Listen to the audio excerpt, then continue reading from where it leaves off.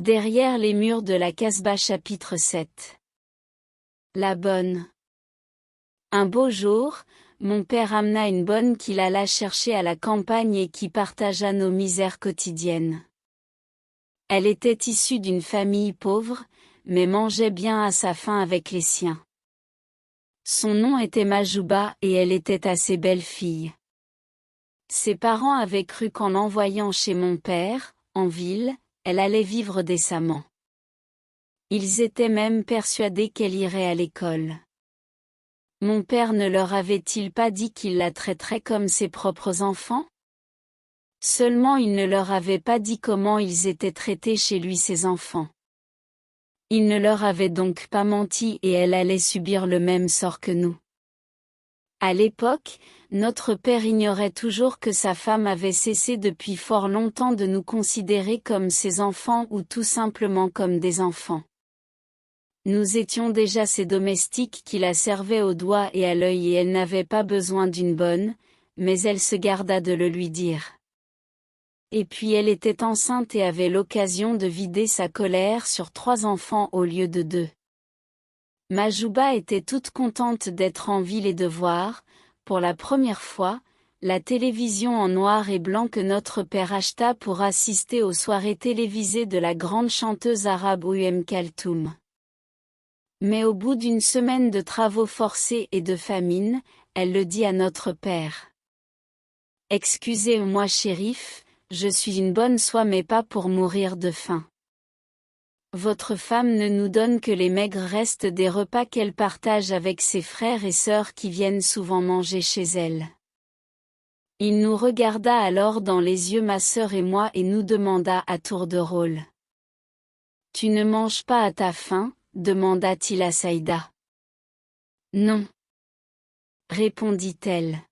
« Ta belle-mère te laisse sans manger ?» me demanda-t-il. « Oui. » répondis-je. « Alors suivez-moi. » Nous le suivîmes tous les 3 sans hésiter. Il alla chez l'épicier du coin et lui demanda 2 kilos d'olives et 20 baguettes de pain. Nous rentrâmes tous à la maison avec les achats et une fois à l'intérieur il nous dit. « Voilà, vous allez me manger tout ça sans laisser la moindre miette. » Nous restâmes bouche bée tous les 3, ne comprenant pas où il voulait en venir. Nous pouvions bien nous régaler avec du pain et des olives mais cette nourriture allait-elle durer éternellement dans notre estomac? Majouba profita de la visite de son père pour lui raconter ses malheurs. « Par Allah, Sidi Chérif, est-ce comme ça qu'on traite les enfants ?» dit le Djebli, paysan, indigné. « Je ne comprends pas de quoi tu parles, » répondit le vieux. « Ta femme traite tes enfants et ma fille pire que des esclaves et toi tu agis comme un spectateur non concerné ? Ma femme leur donne la meilleure éducation qui soit et s'occupe de mieux que quiconque. » Du vent oui. Dit le Djebli voyant que cette discussion n'allait mener à rien. Willy, enfer, dit la marâtre qui entendit la discussion, comment oses-tu parler ainsi à Sidi mon mari? Je n'ai encore rien dit à Sidi ton mari qui nous a fait entendre que notre fille vivrait mieux ici que chez nous.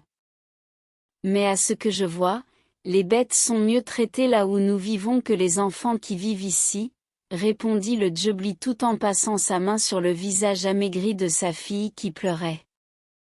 Il ne manqua pas de dire ce qu'il pensait de notre père et de sa compagne avant de s'en aller avec sa fille.